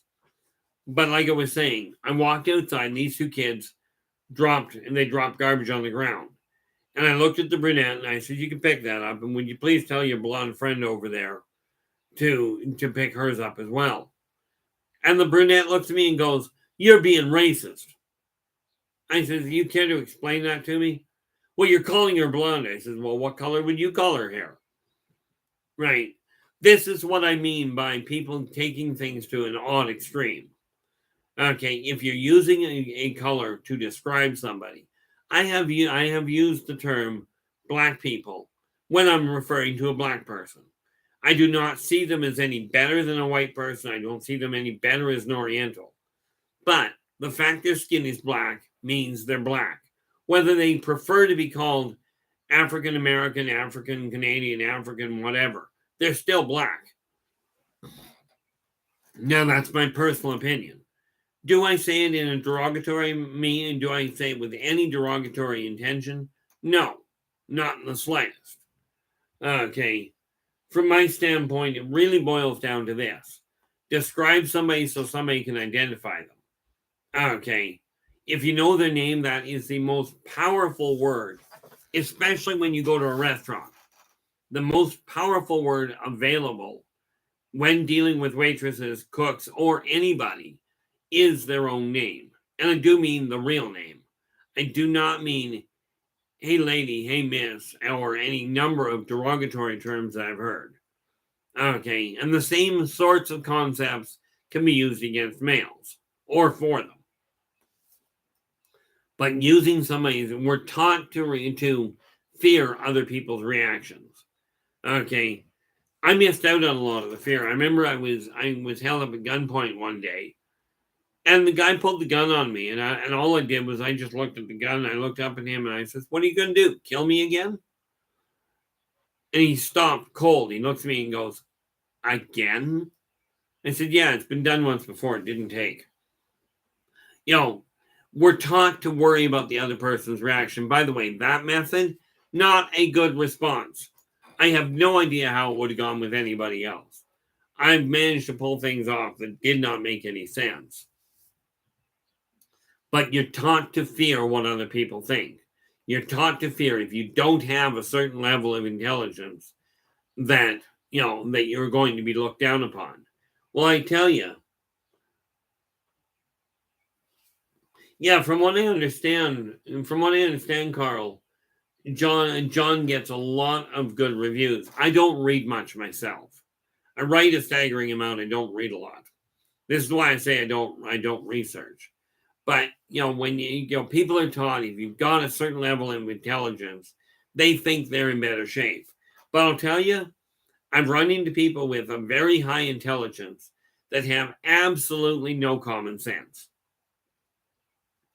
I watched a report one day where the interviewer was talking to a bunch of people that were theoretically handicapped. Okay, they were mentally slower than others. And this guy wanted to find out just exactly how adapted they were. And I forget the question that some people that the other questions were, but this one stood out. And the kid was definitively mentally was slower than average. And this interviewer, this reporter turns around and goes, "Do you understand the legal system?" Now, this is coming from a kid that has not graduated. He didn't go to school to speak of. His mind just wouldn't wrap around it. The kid never blinked. He looks at the reporter and he goes, "Absolutely. Can you explain it?" He says, "Certainly." And bear in mind, this was a kid, this was an adult that really had nothing to gain, nothing to lose. He had no agenda that I could tell anyway. He looks at the reporter and he goes, "Certainly I can explain it. He who tells the best lies wins." And if you watch the legal system and the number of people that get away with doing things that are blatantly illegal, and yet they get away with them, okay, you have to wonder just how far off the track he was. In my case, I sat down with a child, just a little kid, and I think he might have been 6 or 7, right? And he was really confused. He was looking at a maze, at a picture of a maze. You know what I'm talking about. And he looked, and I says, "What's up?" He says, "Well, I don't understand what I'm supposed to do."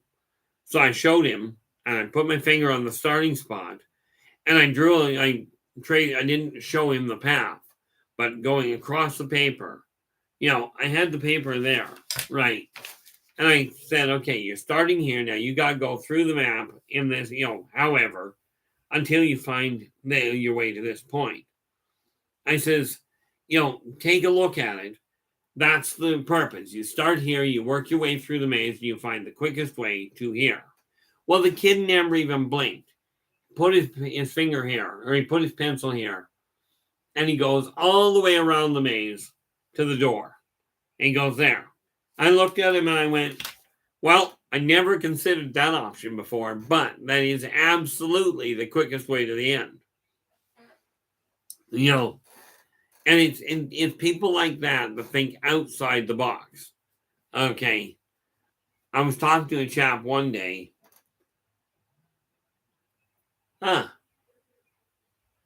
Thank you so much. And Carl just looked up the issue about the song I was referring to by Kelly Clarkson. Okay, and the name of the song was Mr. Know-It-All. Okay. Now, from that, and apparently it's got newspapers painted and pasted on the walls. The funny thing is, it's the people that think outside the box that start making headway. It's not the ones that think exactly like everybody else. Of course, I got told all the time I was growing up.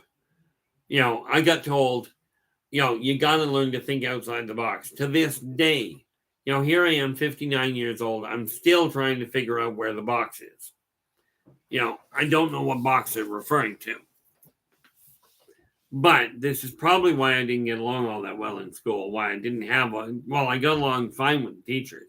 Of course, I didn't like the kids, so I stayed in school.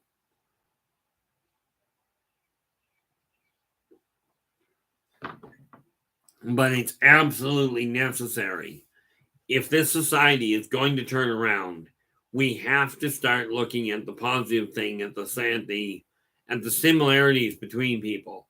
Because the reality is this: regardless of the color of the person regardless of where they live, even if you look at the animals and plants, if you know animals and plants, they work the same way. Okay. And here's some things to realize. Regardless of who you are, regardless of your age, regardless of your gender, when you're tired, you sleep. When you're hungry, you go looking for food. When you're happy, you laugh or you smile. When you're sad, you cry or you frown. These are things that are universal. Animals, plants, people, ancient races, off-worlders, they all respond the same way. And I'll tell you, your bank account has no concern with who you vote for. Okay. It doesn't care. It doesn't care what kind of a mood you're in. Money will still do what money does. It's got no interest in how you feel. And you'll notice when it pours rain, when it's raining, the rich people do not avoid getting wet. They may bring an umbrella, but then the umbrella gets wet. You have a good day at work there, Raven. Thanks so much for joining us. Don't work too terribly hard. The funny thing about working hard is, if you've ever noticed, the people that are working really, really hard are not necessarily the ones making money. They are the ones that feel better about themselves. I do know this from talking to the number of people I have. Okay. Now, bear in mind, I started talking to people. I started consulting people when I was 10. That's when it became public, which means that in today's world, I've got somewhere well in excess of 80,000 clients under my belt. This is where I get my reference numbers from. Not by some government report, not by some independent think tank, just from personal first-hand experience. This is also the reason that the tools I offer are the ones I personally am using. They're the ones that I personally look at. Okay. And what you've got to realize, well, you don't have to. If you haven't utilized these tools before, or these thought processes before, if you've never actually dealt with them yourself, and your life is not doing what you desire it to, it may be in your best interest to really take a look at it and give them a shot. Okay, see what happens. Like, I watched a kid show up at the park one day, and everybody looked at me. He was grumpy and all get out. Right. And he was screaming at people and what have you. And the kids that I was sitting with were all making derogatory comments about it. Not loud enough for him to hear because he was on the other side of the park. That guy's always mad when he gets, and he's always mad. So we don't want to deal with him. And he says, I'm not debating he's mad. But has anybody ever considered talking to him and asking him why he is mad? Or have you ever asked somebody why they're living on the street? Contrary to popular belief, there is usually a reason that is more than just, I don't want to do what I'm told. Okay, or I'm spoiled, I want to have things my way. Okay, that's seldom the case, comparatively speaking. Okay, but I asked these kids, did anybody ever ask him? I says, he was mad when he got here. Something happened that set him off. Okay, but since we're taught to bottle everything, you're taught to fear, you're taught not to say things. I made the mistake years ago of bottling what I was thinking. Okay, that bottling led me to have a stroke. Okay, I'll tell you, not a good option. Net result, I decided to take what little control over I had with my mouth and decide, forget it, I'm just going to say what comes up. Angels in life. Glad you made it. At that point, I realized that, look, bottling my feelings, bottling my emotions was creating a massive problem. And I'll tell you, if you've never had a stroke, take my word for it. Don't. They're a royal pain in the neck. Okay. But I bottled so much that that's what happened. It is imperative that you remember that teaching the people around you, and I don't just mean your kids, you teach, every person teaches by the way you treat the people you deal with. If you greet somebody decently, you will get a far better reaction than if you tear a strip off them. Now, there are times, and I've been known to do it. Okay, like I said, I'm not perfect by any means. But there are people, there are situations where you just plain lose control of your emotions. But bottling them does far more damage inside, drives the blood pressure up. When I had my stroke, I bottled things so badly that my blood pressure was 180 over something. I don't know what the bottom end was. I don't recall.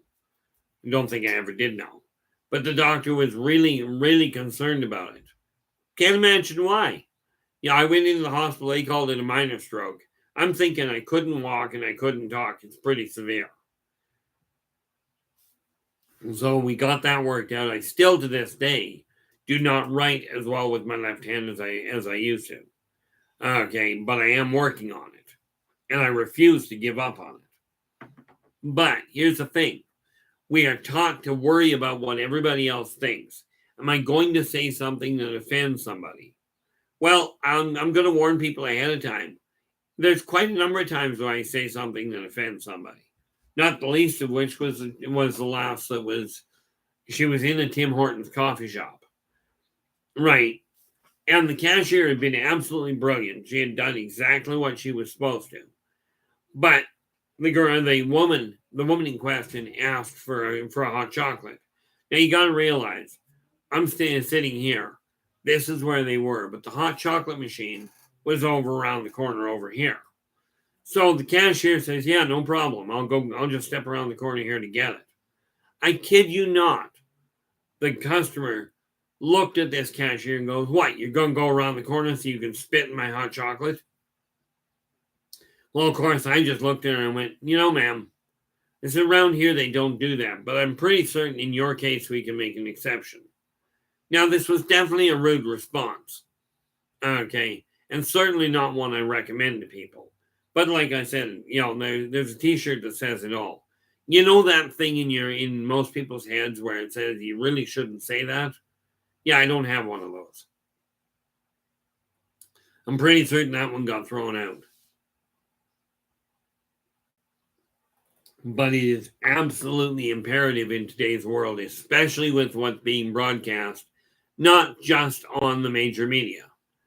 I'm talking about also in the public, when you take a look at social media, there is so much negativity. I mean, I take a look at it, and one of the things that just I look at it going, why would you do that?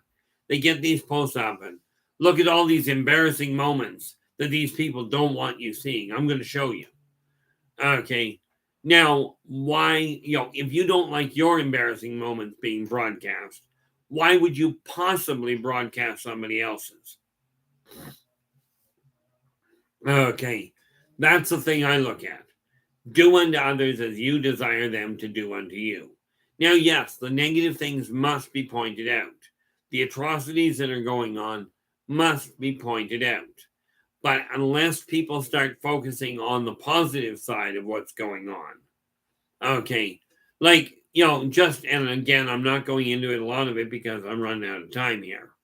But you take a look at the Ukraine war.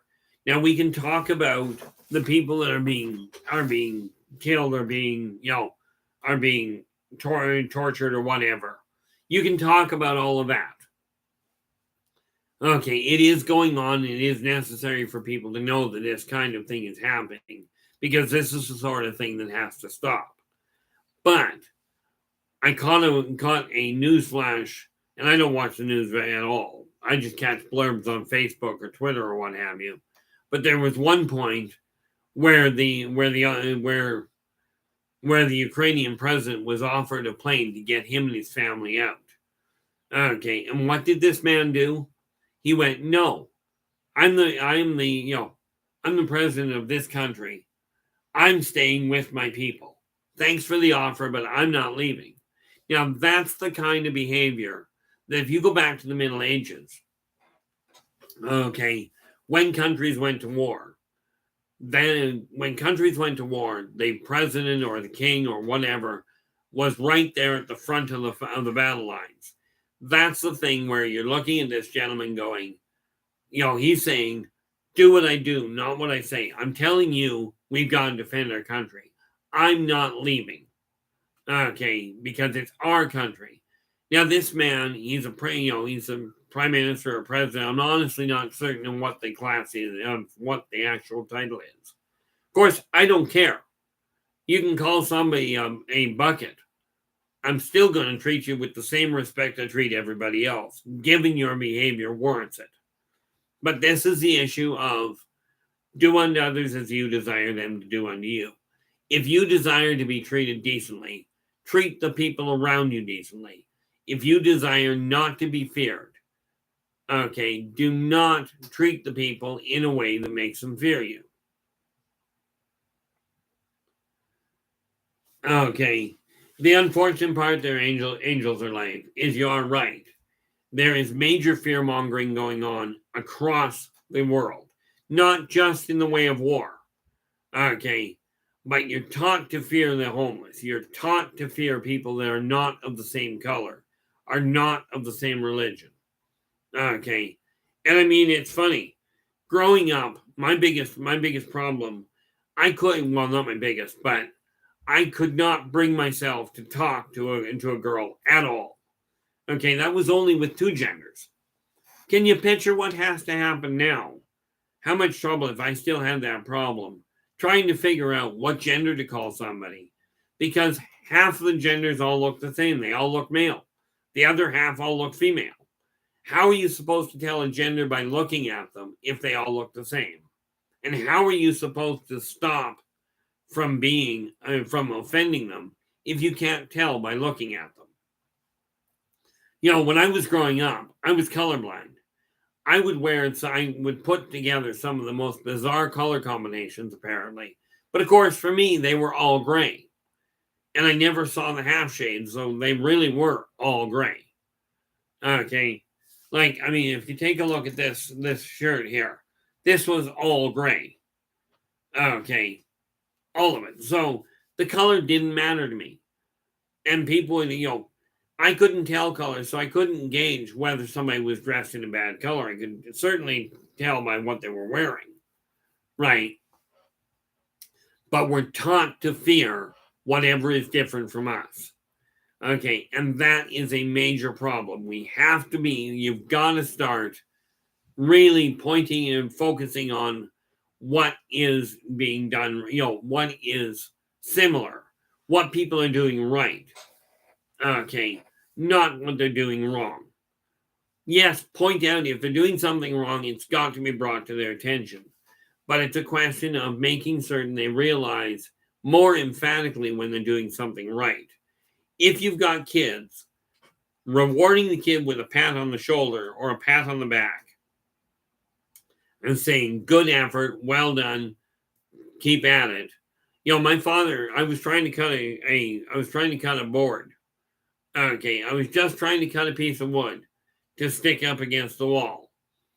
And Dad just kept encouraging me to do it. Okay, it took me 45 minutes to cut what I understand is a staircase cut. Literally, the board went like this. That's all there was to it. And it took me 45 minutes of putting the board back up, remeasuring it, turning back to the board to the counter to cut it. Dad never lost his cool. He never once uttered the word, oh, you're incompetent or you're stupid. Right. He just kept at it, going, give it a try, double check it. Right. Eventually I got it done. And this is the thing. If you turn around and you start focusing on the things that people are doing right, okay, The more you do that, the more the people around you do that, the better off this world is going to run. If you don't believe me, test it out. I'm not telling you to take my word for it. I'm asking you to simply give me a hand with this and go test it out with the people you know, instead of tearing a strip off people because they didn't do something absolutely right. I mean, I went into a gas station the other day to get gas, and right now we are at up here we are at over $2 a liter, meaning in the States we are over $8 a gallon for gas. So I walked up to the cashier, and it turned out it was the owner of the store. I said, "So is this where I'm supposed to yell at you for raising the gas prices?" And I had a smile on my face. And he looks at me and goes, "Well, I'm paying the same price as you." I says, "I know. I just wanted to make sure I was doing things right." Make sure if you're going to get mad at somebody, you're getting upset at the right person, not at the person that is doing what they have to as far as the job goes. Now, of course, there are limits to everything. This is not a black and white thing. And rest assured, I am certainly not perfect. Now, I'm coming down to the end of we've only got a couple minutes left here.